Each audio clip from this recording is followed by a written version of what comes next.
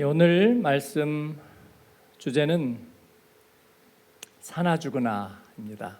로마서 14장의 유명한 말씀. 이 말씀의 배경은 아마도 로마에 있는 교회뿐만 아니라 초대교회에 있는 그리스도인들의 약간 서로 다른 태도의 문제에서 출발했다고 볼 수 있습니다. 이 문제는 그런데 오늘 우리들에게도 여전히 계속되는 것이기 때문에, 그리고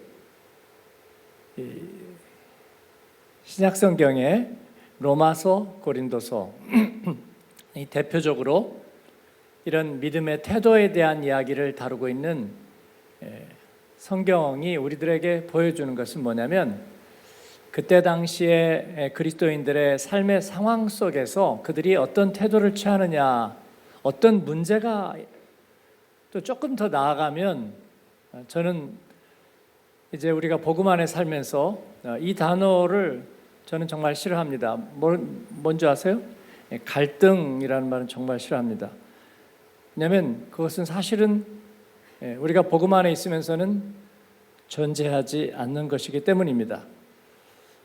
어떤 이름으로도, 복음의 이름으로도, 하나님의 영광의 이름으로도 갈등이라는 건 저는 존재하지 않는다, 그렇게 생각하거든요. 근데 어쨌든 심하게 표현하면 갈등이라고 표현하든지, 아니면 어떤 문제라고 표현하든지, 아니면 태도의 차이라고 얘기하든지 간에 성경이, 특히 이제 고린도전서는 바울에게, 아볼로에게, 게바에게, 그리스도에게 서로 속하였다고 약간 이렇게 파당의 문제. 근데 이걸 해석하는 사람들이 파당의 문제로 얘기했습니다. 저는 그것도 그렇게 보지는 않아요. 그들이 받은 영향과 또 어떤 의미에서 따르는 그런 신앙적인 모델에 대해서 그들이 조금 더 특색을 가질 뿐인데, 이것을 파당이라고 얘기한 것은 그렇게 적절하지 않다. 어쨌든 그런 문제들이 있잖아요. 그런데 성경이 가지는 특징은 뭐냐면, 고린도전서의 그런 어떤 이를 두고 바울 사도는 육신적인 그리스도인이라는 표현을 쓰고 있습니다. 이것은 비난이나 정죄라기보다는 아직도 이 세상의 삶의 방식에 많이 지배를 받으면서 우리가 그리스도인으로서 하나님이 거듭난 삶의 그런 방식을 우리에게 알게 하셨는데, 그게 아직 몸에 배지 않고 체질화되지 않았다, 그런 의미에서 육신적 그리스도인, 표면적 그리스도인, 이런 표현을 쓰는 거예요. 그러나 제가 뜸을 계속 들이고 있는 걸 여러분이 아십니까? 그럼에도 불구하고 고린도서가 우리에게 주는 것은 정말 보석과 같은 말씀들이 그 가운데서 나온다는 거예요. 갈등 상황이나 아니면 문제나 아니면 미성숙이나 아니면 어떤 대립되는 그런 상황에 대한 답이 아니라, 그런 삶의 이야기들 속에서 너무 놀라운 보배로운 말씀들, 존귀한 말씀들이 나온다는 거예요. 저는 고린도전서를 사랑합니다. 우리가 제일 처음에 안 것은 고린도전서 13장 아닙니까? 사랑은 오래 참고 사랑은 온유하며, 그 사랑장이라고 얘기하는, 우리는 처음에 그냥 고린도전서에는 사랑장이 있나 보다 그렇게 알았던 거 아니에요? 그런데 고린도서를 쭉 이렇게 가다 보니까 사실은 그들의 은사에 대한 조금 미성숙한 태도가 그 앞에 나왔던 거잖아요. 방언을 하는 사람들에게는 귀부인도 있었고, 또 종의 신분인 사람도 있었죠. 당시에는 가혹한 노예와 같은 사람들이 있었던 건 아니에요. 물론 로마 사람들에게 속해 있다면 가혹한 노예살이를 했던 사람들도 있겠죠. 유대인들에게는 그런 가혹한 노예 인권이 완전히 짓밟힌 톰 하라범의 오두막에 있는 천대받는 노예 같은 사람들은 없었지만 그래도 종의 신분과 귀부인, 상전의 신분은 달랐죠. 그런데 그런 어려운 상황에 있는 서러운 처지에 있는 사람들도 예수님 만나니까 성령 체험하고 방언을 받고, 귀부인들도 귀족들도 역시 예수님 만나니까 성령 체험하고 방언을 받고, 거기에는 차별이 없죠. 그러나 교회 안에 뚜렷하게 계층이 구별되는 것을 옳지 않다고 여긴 사도들은 여자들에게 수건을 쓰게 했습니다. 왜냐하면 귀부인들은 머리를 엄청나게 가꿔가지고 늘어뜨리고, 그리고 정인 사람들은 머리를 쫙 깎아가지고 머리가 없고, 금방 구별이 되잖아요. 오늘날에는 우리가 그런 것에 시험이 되지 않습니다. 그러니까 머리를 얼마든지 하시려면 하셔도 좋습니다. 부러워하지만 비판하지는 않습니다. 물론 짧게 커트를 해도 역시 마찬가지이고, 우리가 또 암투병을 하면 머리가 싹 빠졌다가 자라나기도 하는데 그 모습도 하나님의 은혜의 표이니까 멋지다. 전에 그 항암하고 머리가 다 빠졌던 집사님 중에 미대 출신이어가지고 이 머리에 쓰는 모자를 굉장히 많이, 그래서 번갈아 가면서 이렇게 쓰는데 그걸 보는 것도 굉장히 즐거움이 있었습니다. 그래서 우리 그리스도인에게는 꼭 나쁜 일만 있는 것은 당연히 아니라고 생각해요. 어쨌든 그 당시에 사람들은 그렇게 머리가 화려한 사람들과 그러지 못한 사람들,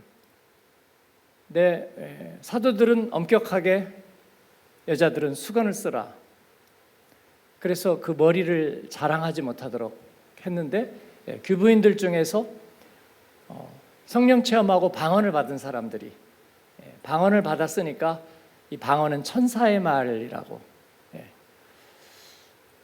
우리 규장에서 나온 하늘의 언어라는 그런 간증집 같은 책에도 보면 방언을 하늘의 언어라고 표현하고 있잖아요. 그래서 당시에 그들이 천사의 말이라고 생각한 건 그렇게 무리는 아니라고 저는 생각해요. 그들이 천사의 말을 하기 때문에, 천사는 머리가 이렇게 길다는 표상이 있잖아요. 수건을 걷었어요. 내가 천사의 말을 하는데 왜 굳이 천사의 머리를 감춰야 될 이유가 있을까? 바울사도는 거기에 대해서 여자가 수건을 벗는 것은 부끄러운 일이라 하고 단호하게 얘기합니다. 사도적인 권위를 가지고 덕을 세우려는 거죠. 그래서 은사에 덕을 세우라고 말하는데, 그러면 이야기가, 여러분 생각해 보세요. 약간 방언한 사람들이 내가 좀 방언했는데 수건 좀 벗었더니 사도들이 나를 정죄하나? 수근 그렇게 될 수도 있지 않을까요? 이런저런. 그런데 거기에서 놀랍게 고린도전서 13장이 나오는 거예요. 너희는 더 좋은 은사를 사모하라. 그러면서 내가 천사의 말을 할지라도 내게 사랑이 없으면 울리는 꽹과리와 같고, 내가 내 몸을 불사르게 내어줄지라도 사랑이 없으면 아무 유익이 없다. 그러면서 사랑은 오래 참고 사랑은 온유하며, 정말 전율이 있는 인류 역사상 없는 정말 복된 말씀이 거기에서 나오는 거예요. 놀랍지 않습니까? 놀랍잖아요. 그렇습니다. 이것이 바울 사도가 문학을 했기 때문일까요? 문학을 하지 않았죠. 그가 멋진 말을 찾아서 사람들을 기쁘게 하기 위해서일까요? 아니죠. 그 답은 오직 하나입니다. 오늘 이 말씀에도 동일하게 적용되는, 저희는 그 해답을 찾으려는 거예요. 그러니까 이럴 때는 이렇게, 저럴 때는 저렇게, 그거를 카주이스틱이라고 얘기하죠. 논리에서는. 그래서 개별적인 경우에 따라 이럴 때는 이렇게 하고 저럴 때는 저렇게 하라. 성경에는 그런 답이 있어서 이런 문제가 생기면 이렇게 풀고 저런 문제가 생기면 이렇게 푸는 것이 좋다. 성경은 거기에 관심 갖고 있지 않습니다. 이 고린도서와 로마서는 그런 문제에 대한 답을 주고 있는 것이 아닙니다. 로마서 14장의 문제는 표면적으로는 무엇이었느냐면 아직 전통적인 유대교적인 신앙 관습과 전통, 할례라든지 그 다음에 안식일을 잘 지키는 거라든지 아니면 율법을 지키는 문제들, 음식에 관한 부정한 음식과 정한 음식에 대한 구별이 되어 있는 사람들, 그죠? 또 그리고 구약의 3대 절기, 유월절, 무교절하고 섞였네요. 예, 무교절이 그 안에 있기 때문에 유월절 혹은 무교절, 그 다음에 유월절로부터 50일째 되는 날은 오순절이죠. 그때까지가 7 곱하기 7이니까 77절 오순절. 그것도 하나의 큰 절기죠. 그 안에 또 보리를 거두는 추수가 있기 때문에 맥추절도 들어가고, 그리고 이제 광야 생활을 기념하는 그들에게 전통적으로 굉장히 중요한 우리나라 추석과도 같은 절기가 뭐예요? 초막절, 수장절이라고도 얘기하는. 그래서 3대 절기가 있고 그 절기 때는 무엇을 먹고 언제부터 언제까지 하고 또 불을 어떻게 피우고 이런 모든 것들이 있잖아요. 심지어 날에는 안식일이 있고 그 다음에 안식년이 있고 7년마다, 그리고 50년째 되는 희년이 있잖아요. 또 대속죄일 7월 14일에 그 얌키푸르 지성소로 나아가는 그런 날에 대한 규정들이 있어요. 유대인들은 이 절기들을 중요하게 여겨왔는데 로마서 14장에 관심을 갖는 사람들은 그걸 갖고 시비 걸고 논쟁하는 사람들을 얘기하고 있잖아요. 예수님을 믿었는데 그리스도인이 이제 됐어요. 그런데 이전에 유대인이었어요. 제가 로마서 9장을 설교하면서 이 유대인들이 얼마나 중요했는가. 물론 예수님을 십자가에 못 박게 되어준 그 피의 값을 자기와 자기 후손들에게 돌리라고 했던 그런 유대인들이 있어요. 그들은 그 보응을 받을 겁니다. 하나님의 약속을 따라가지 못하고 중간에 도중하차한 사람들이 있어요. 그들도 그 보응을 받을 거예요. 하나님의 약속은 만홀히 여김을 받지 않아요, 여러분. 그렇지 않습니까? 그러나 그 가운데 밤나무, 상수리나무가 배임을 당해도 그루터기는 남아서 하나님께서 다시 그 그루터기에서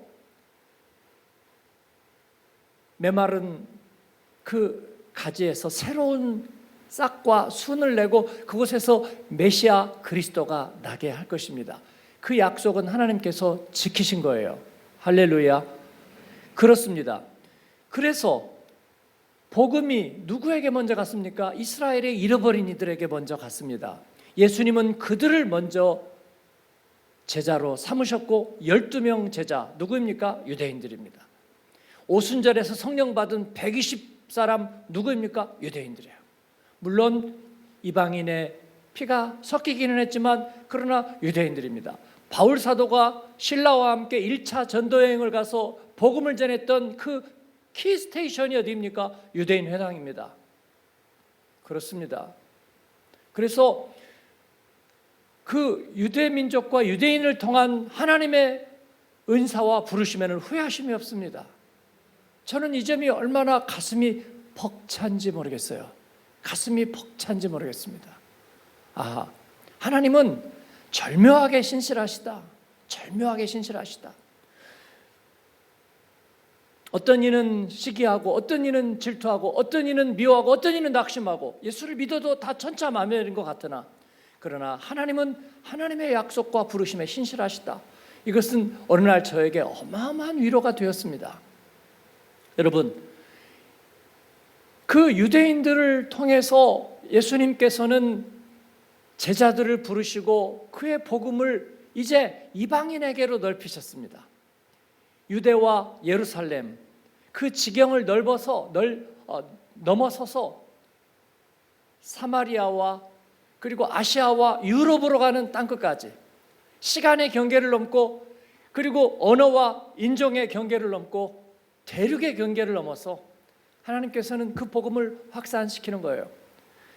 그런데 그들 중에 오늘 로마서 14장의 핵심적인 그 대상 중에 한 사람이 누구냐면 유대인 아주 알곡 진짜 유대인이었으면서 그리고 예수님을 믿은 사람들, 그죠? 오늘 기도한 소망교회 장로님이 한 분밖에 없어요. 근데 예? 맞아요? 우리 장로님들은 다 다른 교구예요? 장로님 영입 좀 하셔야 되겠어요. 장로님을 세우든지. 근데 박민 장로님은 독일에서 자랐죠. 몇 살부터 자랐어요? 태어났어요? 오, 그렇군요. 몇 년 전에 태어나신 거예요? 59년 전에, 그죠? 네. 59년 전에 독일에서 태어났는데 청소년 시절에 담배 피면 지옥 간다고 믿었습니까? 오케이, 그렇다고요. 담배 피면 지옥 간다고 믿을 때 그때 김나지움 다닐 때 김나지움 친구들은 담배를 몇 %나 피웠나요? 거의 다 피웠죠. 거의 다 피웠죠. 우리 아들에게도 9학년 때인가 그랬죠. 너 혹시 담배 피우니? 그랬더니 안 피워요. 아빠, 내가 다른 거 몰라도 담배는 아빠가 나를 때리면서 피우라고 해도 안 피울 거예요. 그래서 내가 그건 뭐 그렇게까지 말할 필요는 없잖아. 안 피우면 됐지. 뭐 그렇게까지 뭐 때리면서 피우라고 내가 할 리도 없고. 어쨌든 안 피우면 감사하죠. 담배를 안 피우니까 마리화나도 안 할 거고, 안 할 거잖아요. 근데 그러면 네 친구들은 안 피우니? 다 피우지. 그래요. 여자들은 더 피우지. 그렇잖아요. 그런데 그런 가운데서 담배 피면 지옥 간다고 믿고 있는 거는 뭐를 잘못 믿은 거예요? 훌륭한 거예요? 답을 못하네? 잘못 믿었어요? 아니 뭐 담배 펴서 지옥 간다 이 말이 좋다는 얘기는 안 해요. 근데 그만큼 순수하게 믿었다는 거잖아요. 여러분 그 감정이입이 되세요? 누가 가르쳤는지 그렇게 가르치니까 이게 인생에서 안 되는 거야. 뭐 그렇게 생각하는 거예요? 그거는요 이 로마서 밖의 사람들이에요. 바울 사도는 지금 그렇게 말하고 있는 게 아니에요. 너무나 안쓰럽고 박민 장로님 보면 사랑스럽잖아요. 이지수 권사님 그래요? 생각이 약간 좀 많은 느낌인데 우리는 다 그렇다고. 야? 우리는 다 야? Wir haben dich lieb. 박민 장로님 너무 사랑하잖아요. 근데 학교 다닐 때 담배 피면 지옥 간다고 생각했대요. 그게 마음에 안쓰럽잖아요. 안쓰럽고 제가 고등학교 때 은혜 받고 야간 자습하는데 금요일 날 철야가 있었어요. 금요일 날 철야하는데 그냥 가기는 그렇고 어머니가 도시락 2개 싸줬어요. 도시락 2개 싸줬어요. 그러면 도시락 2개 금식한다고 제가 안 먹고 제 친구한테 점심 도시락 넣어먹고 제가 왜냐하면 밑에다가 달걀도 밑에 깔아주시지 그리고 그 소세지도 구운 거 이렇게 해가지고 이제 감자도 볶아가지고 정말 맛있거든요. 네, 그거 내가 도시락 공유하면 애들이 너무 좋아하는 거예요. 더 없니? 쥐둘려. 저녁밥도 주거든요. 제가 저녁밥도 주고 그게 금식하는 거. 금요일 날 금식하고 그리고 저녁에 철야 기도할 때 교회 갔어요. 그때는 진짜 철야 기도가 저녁 10시에 시작하면 새벽 5시까지 하는 게 철야 기도였어요. 요즘은 그냥 8시에 있다 1시간 하고 끝나지만 한두 시간 그렇습니다. 그때를 생각하면 마음이 아련아련해요. 그죠? 네. 그걸 저희 어머니한테 얘기 안 했죠. 제가 도시락 2개 싸준 거 남 주고 안 먹고 있다가 저녁에 철야하고 그리고 새벽에 온다는 얘기를 안 했죠. 저희 어머니가 나중에 그걸 알면 눈물이 뚝뚝 떨어지시죠. 이제 그런 마음인 거예요. 바울 사도는 유대 그리스도인들을 생각하면요, 안 믿는 사람들 보면 사실 좀 괘씸하고 또 한편으로는 너무 안타까운데, 그런데 자기 자신도 그렇지만 유대인이면서 예수님을 믿고 예수님을 따르고 순교까지 따라간 사람들을 생각하면 이 바울 사도는 정말 속된 말로 그냥 미칠 것 같은 거예요. 미칠 것 같은 거예요. 그렇지 않을까요? 지금 그 사람들을 말하고 있어요. 근데 그 사람들을 향해서 뭐라고 얘기하고 있냐면 믿음이 약한 사람들이라고 말해요. 그러니까 그건 굉장히 역설적인 표현이야. 믿음이 약한 사람. 내일 월삭 새벽 기도에도 제가 강한 사람, 약한 사람 주제를 정했는데 이 얘기는 이제 오늘 하고 내일은 성경에 있는 사람들을 비유로 제가 잠깐 말씀을 나누려고 그래요. 그렇습니다.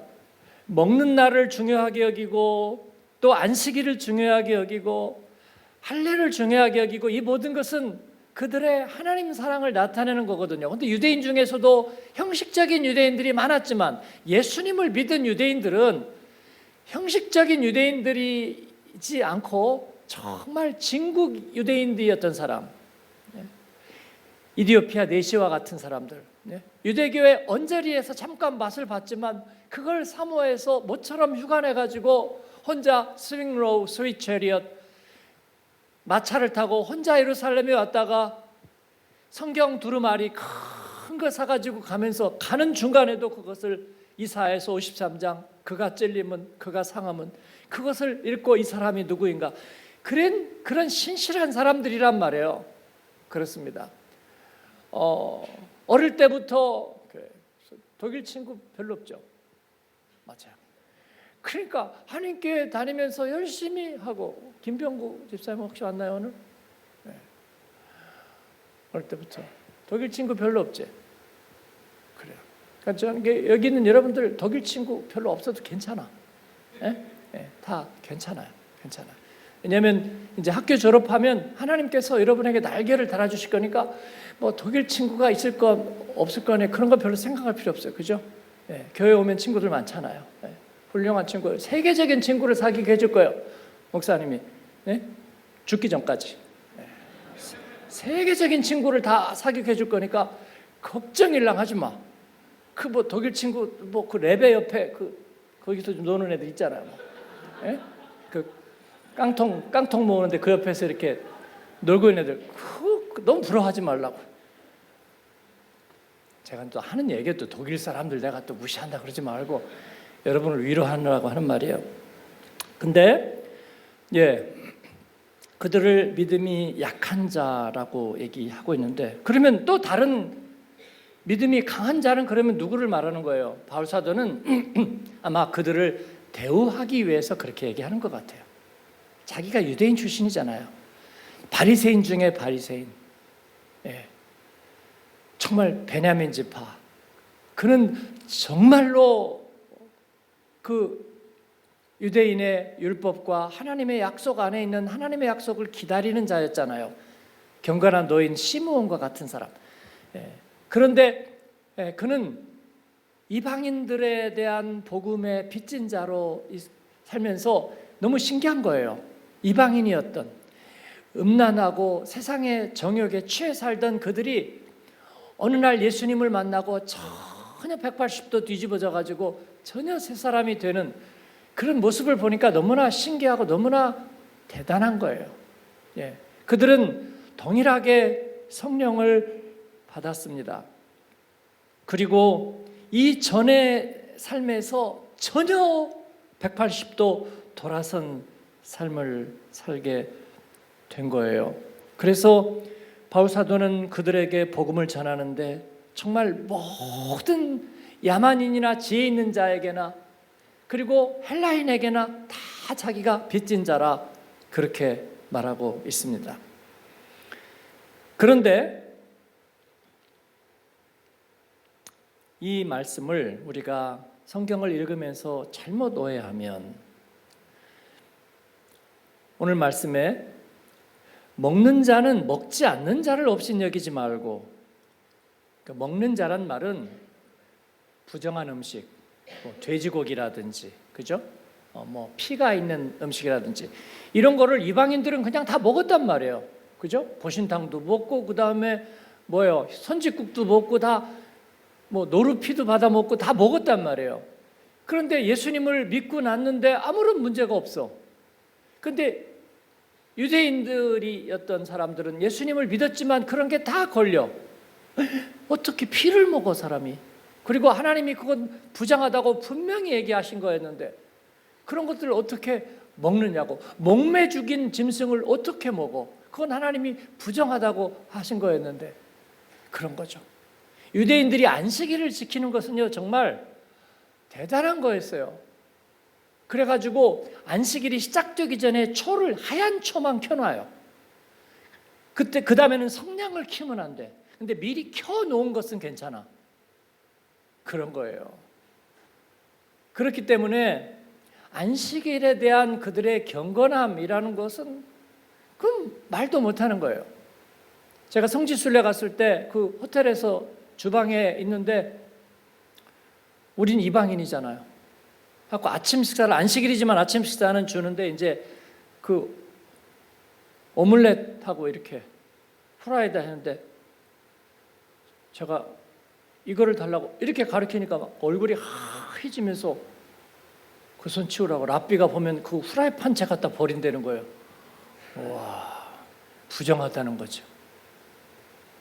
그건 좀 심한데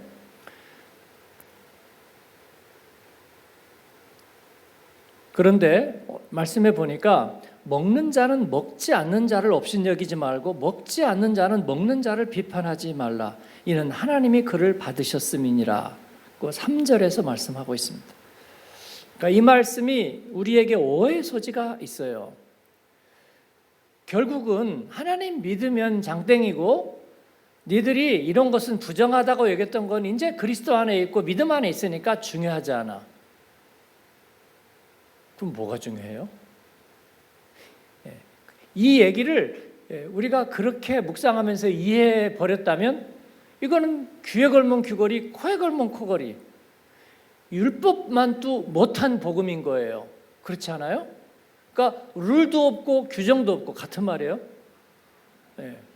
아무것도 아닌 기준이 없는 이야기를 그냥 멋대로 살아라. 이것이 부정한 음식이 아니라 술이나 담배나 아니면 우리에게 어떤 이 세상 방탕에 관한 것이라면 결국 믿음만 있으면 어떻게 해도 상관이 없다. 결국 누구든지 다 조금은 하잖아. 그러니까 하나님만 잘 믿고 그러면 이런 문제는 얘기하지 않기로 하자. 전에 어떤 집사님은 대학부 때부터 성경 공부하면서 꾸준히 담배를 피워오셨대요. 자기들은 성경 공부 조별 모임하면서 같이 쭉 다 담배 폈대요. 그렇기 때문에 본인은 담배에 대해서 전혀 정죄감이 없고 굉장히 편안하다. 그런 느낌이 들었어요. 근데 지옥 간다는 사람도 있고. 그렇잖아요. 그래서 누가 그렇게 가르쳤어? 그걸 지옥 간다고 말한 사람은 좀 웃기지 않아? 아니죠. 여기에서 바울 사도는 그들에 대해서 연민을 가지고 있어요. 정말 순전하게 살아려고 했던 사람들이 예수님을 믿었어요. 그것을 우리가 존중해 줘야 한다는 거예요. 존중해 줘야 한다. 그러면 우상에게 제물로 드렸던 고기를 먹지만 아무런 거리낌이 없는 사람들, 그 사람들은 믿음이 강한 사람들이라고 얘기하고 있어요. 그 얘기는 예수님을 믿으니까 뭐 우상에게 바쳤던 귀신에게 바쳤던 고기든지 뭐든지 간에 아무렇지도 않고 나 괜찮아. 뭐 이런 거 이딴 게 중요하진 않아. 그러면 그 사람은 그런 식으로 살아도 되느냐? 그거는 아니라는 거예요. 그 무슨 말을 하려고 하는 거죠? 그 사람은 이방인이었다가 예수님을 믿었어요. 그 안에서 이제 성화의 길, 거룩함의 길, 예수님을 중심으로 예수님을 옷 입는 길을 택해서 갈 거예요. 그렇죠? 그렇습니다. 그것을 우리가 존중하는 거예요. 근데 누군가가 와서 네가 삶의 방식, 옷 입는 거, 너 하는 태도, 다리 꼬고 앉는 거, 그 다음에 그 고개 드는 태도, 이런 모든 것들이 하나님을 제대로 사랑하는데 어울리지 않아. 그래서 나는 거기에 시험이 들어서 죽겠어 아주. 그러니까 네가 예수를 잘 믿든 말든 너는 내 눈앞에서 보이지도 말고 너 있는 데서 그렇게 해. 그러나 나한테는 그거 안 돼. 목사님, 순에서 저 인간 빼주세요. 나는 하늘을 같이 일 수가 없어 라고 얘기하면 안 된다는 거예요. 그죠? 네. 라고 저 말하는 뻔세가 나는 마음에 걸려서 나는 같이 예수 못 믿겠어요 라고 말하는 건 아니라는 거예요. 그렇죠? 아니라는 것입니다. 그래서 이 두 케이스, 철저하게 구약의 말씀을 지키고 살아온 유대 그리스도인들, 음식과 절기에 대한 철저한 규정을 가지고 그 말이 무슨 뜻인지 때로 모를 때 있지만 그럼에도 불구하고 하나님의 약속이니까 이것을 지키려고 하는 사람들 한 부류, 또 하나 구약 성경에 전혀 이해가 없었으나 부활의 주님을 만나고 성령 세례 받고 그리스도인이 된 이방인들, 그리고 나서 예수 믿었으니까 이제 장땡이야 아무렇게나 살아, 그런 이방인들이 아니라 예수님의 복음을 전하는데 목이라도 내어놓는 열심을 가지고 있는 사람들, 그 두 부류의 사람들을 얘기하고 있는 거예요. 나머지는 관심 없어. 저도 없고 여러분도 없고. 그렇죠? 그렇습니다. 하나님도 사랑하지 않고 복음에도 열심히 없는 사람에게 관심 없어. 그러나 하나님을 사랑하고 복음을 위하여 살기를 원하는 그들에게 삶의 문제를 어떻게 할 것이냐, 그 이야기를 하고 있는 거예요. 그 이야기를. 둘 다 저는 최고의 케이스라고 말하고 싶어요. 둘 다 최고의 케이스라고 말하고 싶어요. 우리 장로님이 한 분이 예수님 믿고 술, 담배 다 끊었는데 몇 년 전인가 저에게 갑자기 전화 와서 집에 가는 길에 하면 기도해 달라면서 갑자기 장이 좀 안 좋고 그런데 인터넷 찾아봤더니 대장암 같아서 검사 받으러 가면서 기도하라고 해서 인터넷 보면 다 암이라고 그래 장로님. 그때 집사님이지. 집사님 그 인터넷 보면 다 암이라고 그래. 목에 좀 이상하면 후두암, 폐암, 식도암, 설암, 온갖 암이야. 그리고 자각 증상이 나타났을 때는 이미 돌이킬 수 없는 정도입니다. 뭐 그렇게 나온다고 잠 못 자 그러면. 그러니까 그냥 믿습니다 하고 주무시고 의사 진단 나올 때까지 가만히 계셔. 그랬더니 그 다음에 어떻게 됐으니까 괜찮대요. 거봐요. 또 몇 년 전인가는 무슨 얘기를 하다가 제가 옛날에는 몸이 너무 잘 받아가지고 술, 담배 아무리 해도 아무 문제도 이상도 없고 그래서 많이 했는데 그때 많이 쌓아놓은 게 있어가지고 제가 올해는 못 살 것 같고 그래서 그런 소리 하지 마. 그런 거죠. 여러분 어느 쪽이 여러분은 개인적으로 좋으세요? 모태신앙이고 순수하게 자라면서도 그냥 하나님 떠나지 않고 예배 떠나지 않고 주일날 예배 빠지면 막 벼락 맞고 감기 걸리고 막 제가 주일날 예배 빠지면 벼락 맞게 해주세요라고 기도하라고 제가 그랬더니 그날 새벽인 것 같은데도 막 여러 명 낯빛 변하더라고요. 막 어떻게 그렇게 심한 말을 목사님이 이제 나이가 들더니 막 독한 말을 아무렇게나 하네 막 그런 표정이 막 있는데 제가 심하게 한 얘기는 취소합니다. 제가 표정 보고 금방 돌이키긴 했는데요. 근데 그런 사람들 하나 있잖아요. 그런 사람들 하나 있잖아요. 근데 뒤늦게 아까 우리 그 장로님 같이 나중에 예수 믿어가지고 옛날에는 술, 담배를 많이 해서 오래 살지는 모르지만 그러나 돌아온 삶을 생각해 보니까 예수님 없이 살았던 삶이 너무나 헛되구나. 그래서 남은 인생 정말 충성하고 주님 앞에 드려 살아야지. 귀하잖아요. 변화의 체험이 분명하고, 근데 앞에 있던 사람들은 뭐예요? 약간 긴가민가, 민가긴가 해가지고 내가 거듭났나? 누가 진정 거듭났나요? 그러면 아닌 것 같아. 나는 모태신앙이라 아무것도 못해. 뭐 이렇게 저렇게 그런데도 주일날 떠나지 못하고 섬길 때 자원하라 그러면 안 하고 그냥 가면 마음에 걸려서 저녁 했다가 그 다음날 새벽기도 하고 제가 합니다 하고. 어느 게 귀해요 여러분? 이방인, 유대인, 먼저부터 믿은 사람, 나중에 믿은 사람. 나중에 믿은 사람이 좋다. 손 들어보세요. 또 이것도 저것도 안 들으면 뭐 어쩌자는 거예요. 네 감사합니다. 뒤에 한 분 있습니다. 나중에 믿으셨습니까?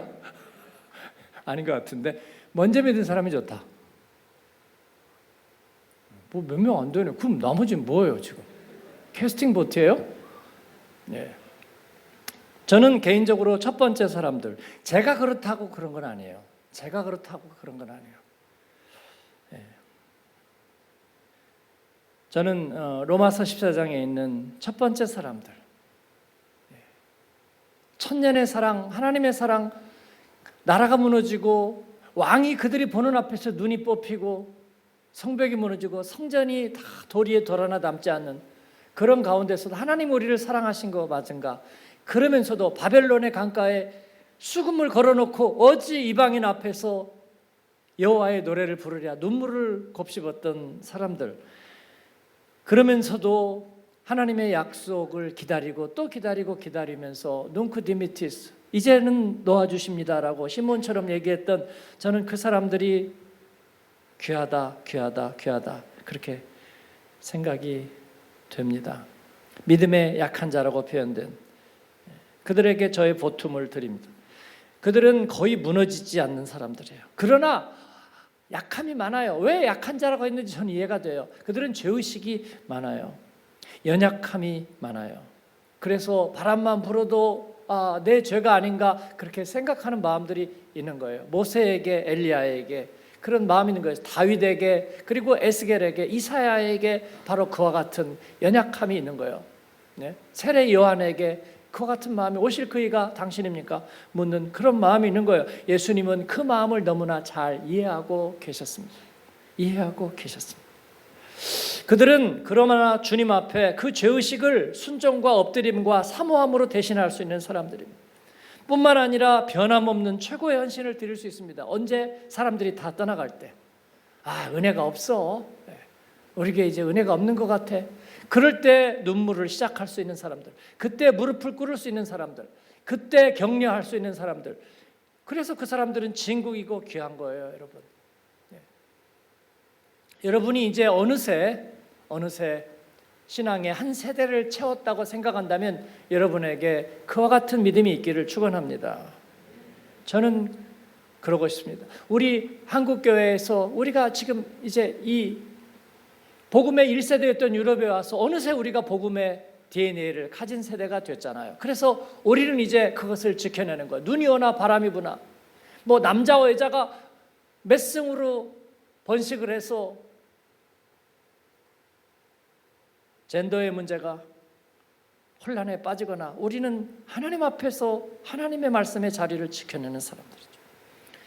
자주 비관주의에 빠지고 정죄와 판단의 늪에 자주 빠질 수 있습니다. 그럼에도 불구하고 인내심이 강하고 좌충우돌하지 않으면서 끝까지 자리를 지키는 사람들, 바로 여러분의 어머니와 아버지들. 뭐가 뭔지 때로는 별로 논쟁하지 않지만 눈물로 기도해야 될 자리를 아는 어머니들, 그리고 하나님 앞에 중심을 지켜왔던 아버지들, 그 믿음의 세대들, 우리는 그 자리를 지킬 거예요. 할렐루야. 두 번째, 늦게 믿은 이들은 체험이 분명하고 변화의 징후가 뚜렷합니다. 그들은 불이 잘 붙고 열매가 뚜렷합니다. 그러나 문제는 연륜이 얕아요. 인내심이 약하고 곁길로 빠지기 쉽고 논쟁에 약하고 넘어지기 쉽습니다. 그래서 잘 일어나지 못해요. 제가 이 교회 그동안의 사진들 앨범을 또 틈만 나면 요즘은 뭐 그런 게 이렇게 보는 게 재밌어요. 그래서 이렇게 저렇게 쭉 보다 보니까 전에 뭐 20년 전부터 해가지고 세례식 또 무슨 수료식 그런 사진들이 쭉 있어서 보니까 없는 사람들이 많아요. 이제 한국에 돌아가거나 그런 분도 꽤 많지만 어디론가 증발해버린 사람들이 많더라고요.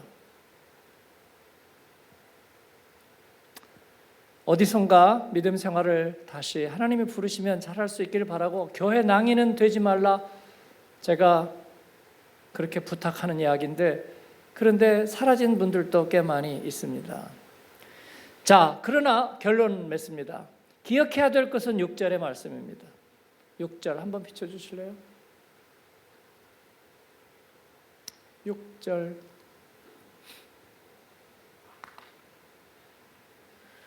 그 외에도 정신줄을 놓지 마세요. 네? 설교 듣고 계십니까? 그래서 못 비춘다. 알았어요. 내가 읽어드릴게요. 7절부터 했기 때문에 없다는 거죠.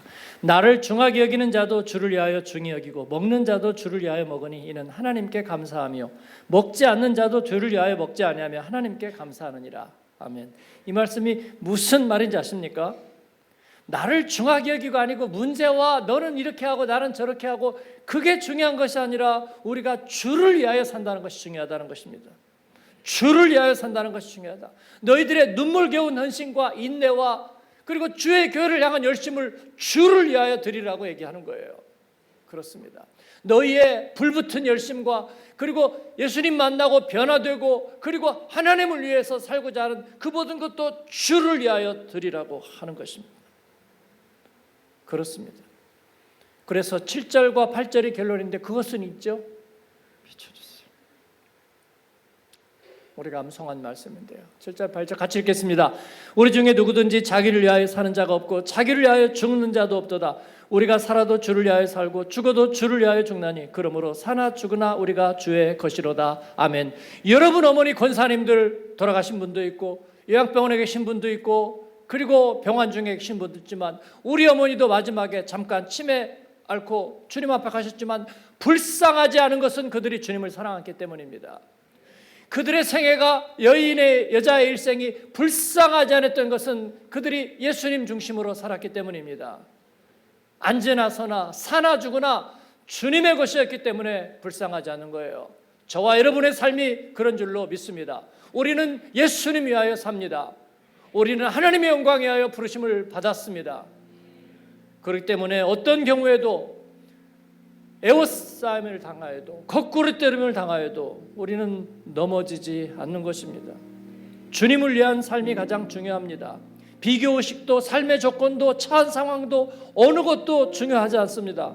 주님만이 높임을 받으실 유일한 분이십니다. 우리는 살아온 날들과 섬겨온 교회에 대한 향수주의에 빠지지 않습니다. 내가 드려왔던 내가 행해왔던 열심에 대한 회고주의에 빠지지 않습니다.